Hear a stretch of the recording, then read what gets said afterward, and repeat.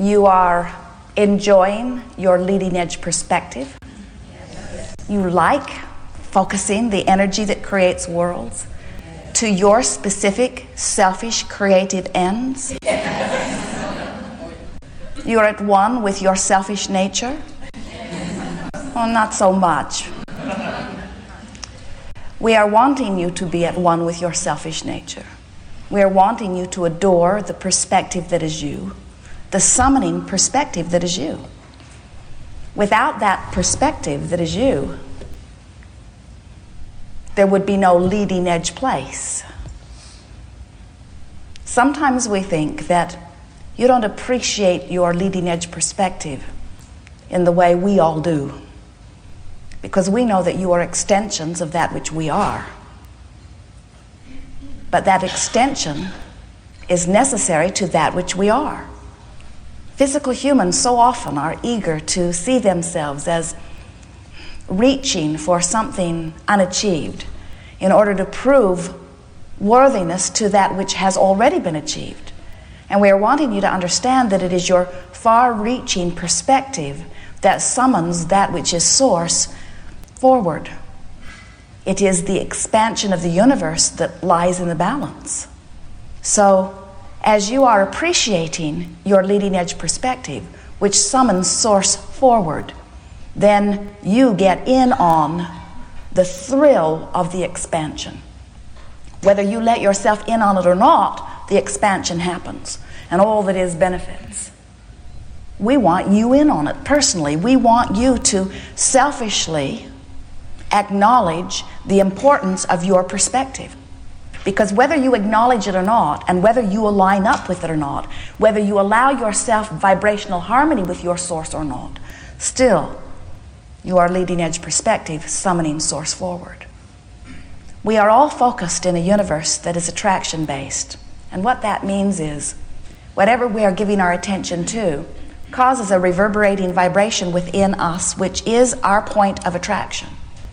So whatever you are giving your attention to reverberates vibrationally. You are much more a vibrational being than you are the flesh, blood, and bone that you see. More electronic. So as you focus, which causes a vibration within you. Now this focus may be because of something you're observing in your now. It may be because of something you are remembering. It may be something you are imagining. You could be projecting it into the future, or remembering it from the past, or observing it in your now. It does not matter where your focus comes from or how you have achieved it. Your focus is powerful.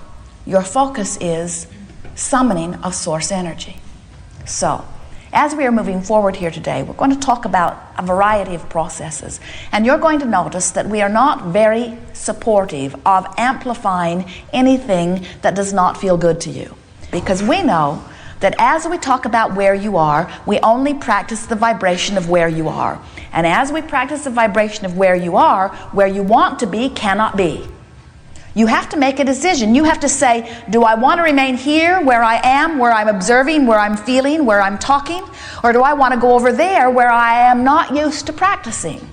And do I want to practice about what's over there until what's over there becomes a more dominant part of my vibration? Because until you make that transfer, until you vibrate more in alignment with what you are wanting cannot be your experience. Not because you are not wonderful, not because you are not worthy, but because law of attraction says you got to vibrate it in order to achieve it. So if you're asking for more money and you're thinking about money, and every time you think about money you get all worried, you're beating the drums of step 1, but you are not in the mode of step 3. So then you say, well, if I practiced feeling that way about money, then how do I change the way I feel about money? And we say, you don't have to change the way you feel about money in the sense that you have to take this thought that is negative when you think about it and think this positive thought about money. You just have to stop thinking that negative thought about money. Because you've asked and it is given. You see, law of attraction says that which is likened to itself is drawn. When you say in your physical words, ask and it is given, we want to really clarify something. It isn't ask and then do all the right things and it is given. It isn't ask and be born in the right place and it is given. It is ask and do not offer vibrational disharmony to what you are asking for, which is the same thing as saying ask and be a vibrational match to what you are asking for. So we're talking about the path of most allowance, which sometimes is easier for you to hear as the path of least resistance. So what you're reaching for is the path of least resistance. You're reaching for the thoughts on the subject that feel the best to you. And it really is, as you will hear as we move forward here today, an individual in the moment determination. In other words, nobody could write a book that says this is the path of least resistance relative to these subjects, because no one knows the details of what you are living, or the details of what you are wanting, or the details of where you are standing. But your guidance system knows that, your source knows that. So if you begin to pay attention to the way you feel, and you feel your way through these subjects, reaching for the path of least resistance, which means the thought that feels the best, you can make your way into pure vibration on any topic and fast and immediate manifestation on anything that you choose. And that is what deliberate creation is. So when you think about the subject of dollars, and you think about the specifics, in other words, you say, oh, I need more money and I need it fast. That's not the path of least resistance. You can feel by the knot that sort of wells up in your stomach. So you say, well, let me see if I can find a path of lesser resistance. Good things do come to me in time. Well, maybe that felt a little better. If it did, that was a better choice of thought. When you say, I'm not going to think that thought, you're pretty much thinking that thought. When you say, I'm going to deactivate that bugger, you don't deactivate it, you activate it.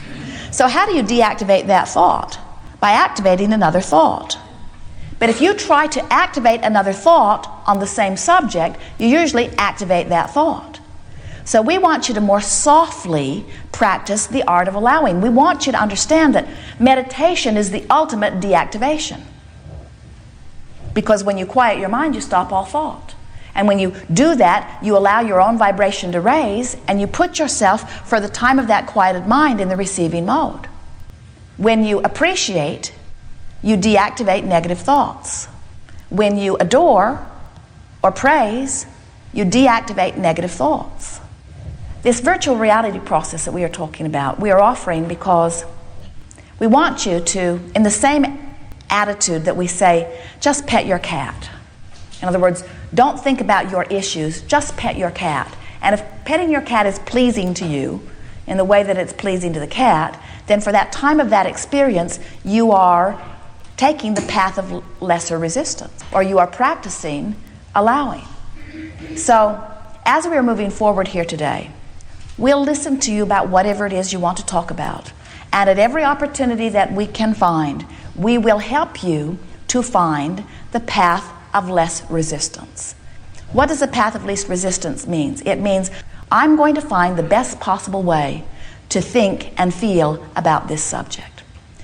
Over the time, as many of you have been hearing us, sometimes it feels to you that we are offering you a contradiction, because we say, you're the creator of your experience and you get what you think about, and so give your attention to those things that you want.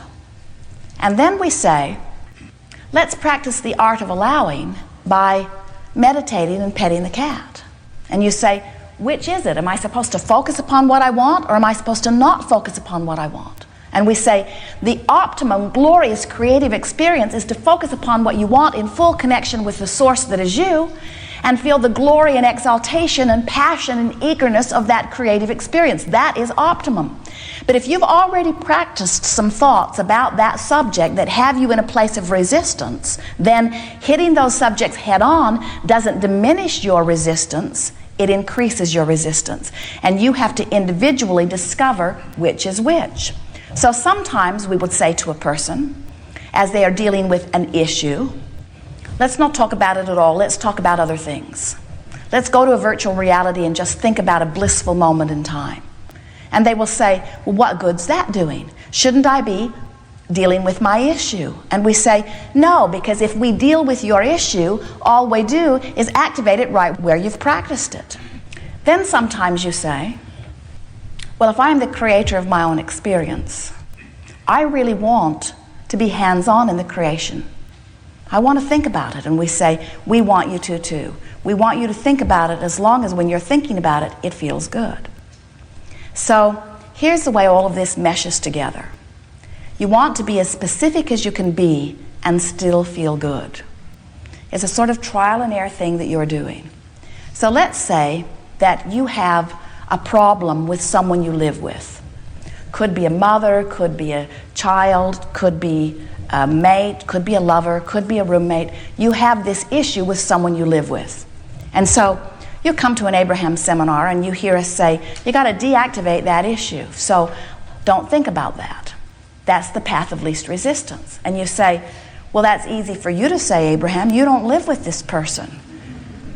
I can't deactivate this because this person is in my space. This person is offering vibrations all over the place. This person is cluttering my space, or this person is speaking into my space. I cannot ignore this person. And we say, then the path of least resistance might be moving away. And you say, oh, that's easy for you to say. You didn't make a commitment to this person, or you didn't give birth to this person. I cannot walk away from this person. And we say, well, then that's not the path of least resistance, is it? Then maybe the path of least resistance is actually changing the way you feel or the way you think about this person.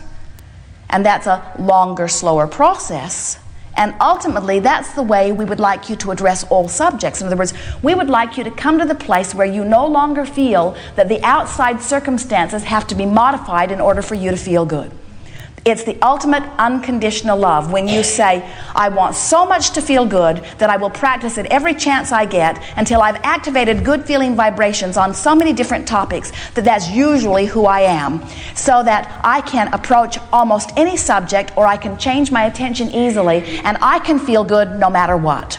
That really is the optimum experience. Sometimes our physical friends say, oh, sure, Abraham, we know what you're doing there. You're wanting us to just get so good at modifying things in our mind that we're able to endure terrible situations that just won't change. And we say, that isn't it at all, because we know when you change it in your vibration, it will change in your peripheral experience, because that which is likened to itself is drawn. And so while it may seem that we are copping out or trying to get you to cop out by releasing the intensity of your desire on some of these subjects, really what we're trying to do every single time is help you find the path of least resistance. Because the path of least resistance and the path of most allowance are the same thing. They are connection to who you really are. And when you are connected to who you really are and living your life, it is such a delicious life. Well, there isn't anything that we know that you don't already know. Someone says, I have 27 questions, and we said, we have one answer. And you've heard it enough today, haven't you? You like knowing that you are the creator of your experience? Yes. You like knowing that everyone else is too? Yes. You like knowing that Source supports you in everything that you desire? Yes. And that there is nothing that you can identify, whether you articulate it or not, that the universe withholds from you. All things are given in the moment that you ask. We love the deliberateness of your approach, because we know that there is so much satisfaction to be had in being specific about what you want. Because when you are specific about what you want and you find that crack or path of least resistance, and energy flows through you toward your inspired idea, it is life at its very best. And we know you can't always be there. We know that sometimes you want things so clearly and you are so aware of where you are that you cannot focus upon what you want without activating where you are. And so we understand that it's easy for your vibration to become muddled. We also know that you can feel your way out of the muddle. If there is anything that we want you to take away from this gathering, it is the sentiment that you never get it done. We want you to start easing up on yourself in realizing that you're not ever going to get it done. There's always going to be something else that you desire that is summoning life through you.